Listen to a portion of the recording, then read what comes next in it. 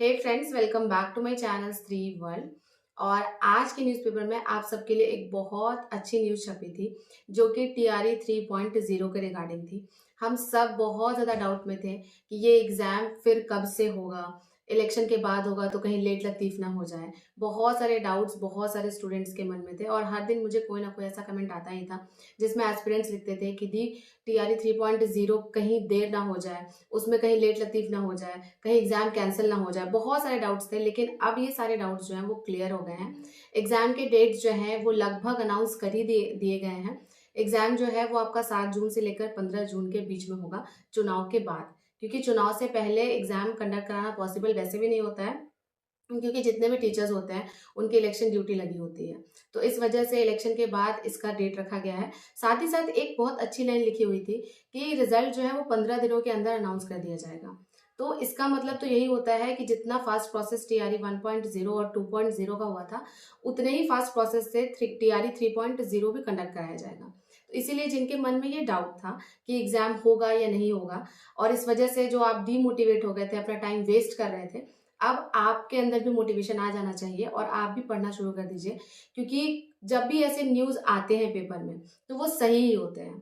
क्योंकि जब टीआरई 2.0 की वैकेंसी अनाउंस होने वाली थी ना, तो बहुत लोग कहते थे कि ये एक लॉलीपॉप है, ये एग्जाम कभी कंडक्ट नहीं कराया जाएगा, वैकेंसी रिलीज नहीं की जाएगी। लेकिन देखिए, टीआरई 2.0 में मैं एक सिलेक्टेड कैंडिडेट हूँ। तो इसीलिए टीआरई 3.0 को लेकर आप बिल्कुल भी डाउट मत रखिए कि ये टाइमली नहीं होगा। ये टाइमली इसलिए होगा क्योंकि इस इलेक्शन के बाद फिर विधानसभा का भी इलेक्शन है। और जब इलेक्शन होते हैं ना बिहार में, तो चीज़ें बहुत फास्ट होती हैं। प्रोसीजर किसी भी चीज़ का बहुत फास्ट हो जाता है।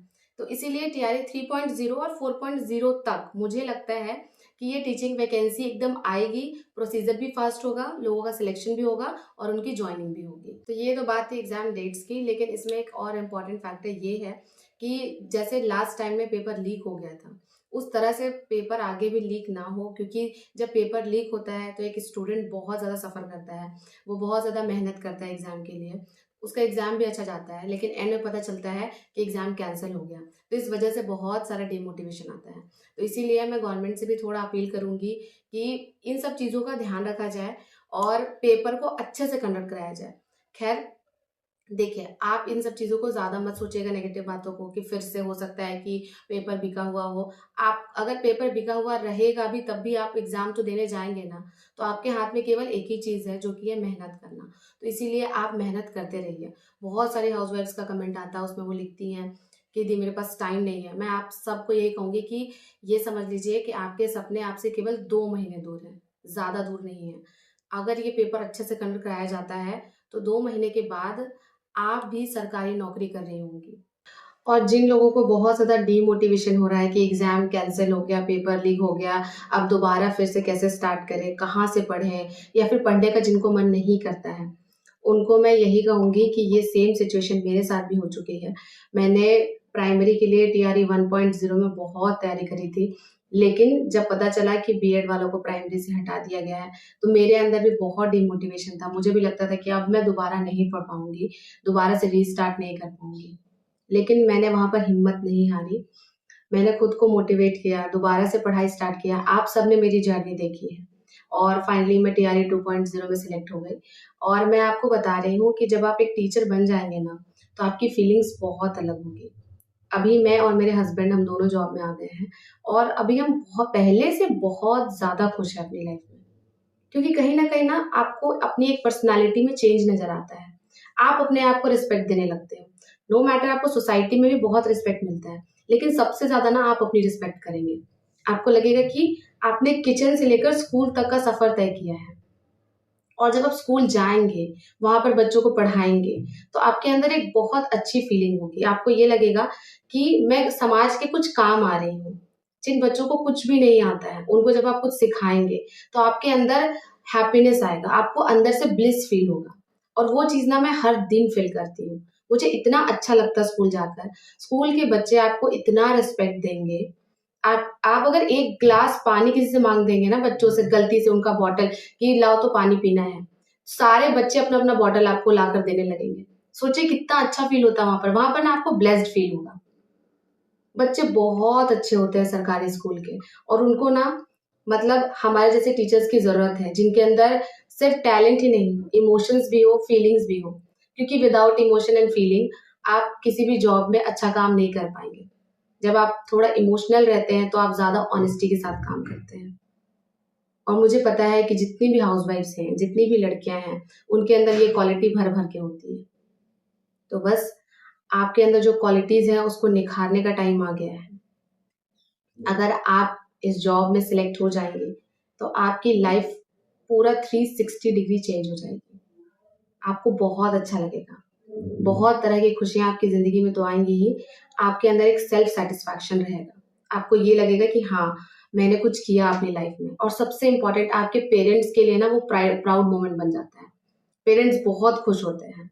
सोचिए कि अगर आपके पेरेंट्स से कोई पूछेगा कि आपकी बेटी क्या करती है, और वो जब कहेंगे कि मेरी बेटी सरकारी नौकरी में है, तो कितना अच्छा आपके पेरेंट्स को फील होगा।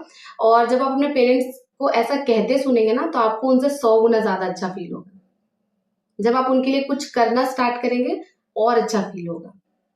तो इसीलिए इन सब चीजों को सोचिए एक बार। जब आप इन सब चीजों को सोचिएगा, फील कीजिएगा, तो आपको फिर अलग से मोटिवेशन की जरूरत नहीं पड़ेगी। आप खुद मोटिवेट होकर पढ़ाई करना शुरू कर देंगे। अब मैं आपसे कुछ इंपॉर्टेंट कमेंट्स डिस्कस करना चाहूंगी जो कि मुझसे बार बार पूछे जा रहे हैं। तो चलिए मैं पहला कमेंट आपसे शेयर करती हूँ। ये कमेंट है सुमन रानी का। वो कहती हैं कि दी, मैं आपसे कुछ पूछना चाहती हूँ। मैं रोज सुबह 4 बजे से रात के 11 बजे तक काम करती हूँ। मेरे 2 बेबी हैं, फिर भी सास ससुर बोलते हैं कि घर साफ नहीं रखती, और उनसे ये कहा जाता है कि गाय का दूध निकालना सीख लो, ये सब सीखोगी तो जिंदगी में आगे काम आएगा। और वो कह रही है कि मैं 2 साल से आपकी वीडियोस देख रही हूँ, समझ नहीं आ रहा कि क्या करूं, कभी कभी लगता है कि मर जाऊं क्या। तो सुमन, मैं आपको ये कहना चाहूंगी कि जब भी आपको ऐसी फीलिंग होती है कि मैं मर जाऊं, तो प्लीज ऐसा फील मत कीजिए। दूसरी बात, कि आप अपनी लाइफ में प्रायोरिटी देखिए कि आपको करना क्या है जिंदगी में। जरूरी नहीं है कि सास ससुर जो कहें वो आपको करना है। वो ब्रह्मा का लकीर नहीं है हो सकता आपके लिए। अगर वो कह रहे हैं कि दूध निकालना सीख लो गाय का, या गाय के काम करना सीख लो, तो आप मत सीखिए ना, आपको अच्छा नहीं लगता तो। इसमें आपको कोई फोर्स नहीं कर सकता, आप उतना ही कीजिए। मैं आपको हमेशा कहती हूँ, मैं सबको कहती हूँ कि उतनी ही रिस्पॉन्सिबिलिटी लीजिए जितना कि आप निभा सकती हैं। सुबह 4 बजे से रात के 11 बजे तक अगर आप काम करती हैं, तो ऐसे में पढ़ना बहुत मुश्किल है।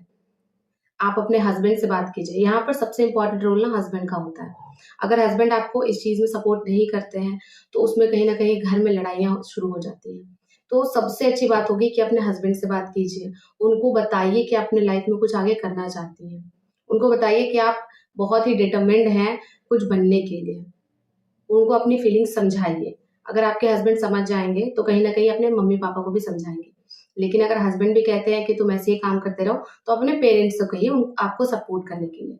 अगर आपके पेरेंट्स भी आपको सपोर्ट नहीं करते हैं, तब मैं कहूंगी कि फिर आप अपने लिए एक्शन लीजिए। आप फालतू के काम करना बंद कर दीजिए, साफ सफाई रखना बंद कर दीजिए। फिर जब आप किसी से रिक्वेस्ट कर रहे हैं, हस्बैंड से, पेरेंट्स से, सास ससुर से, वो आपकी बात नहीं सुन रहे हैं, तो आपके ऊपर भी कोई मतलब कि जोर जबरदस्ती नहीं हो सकता कि आप भी उनकी बात सुने। आप भी उनकी बात सुनना बंद कर दीजिए। बस टिट फॉर फिर टैट कीजिए।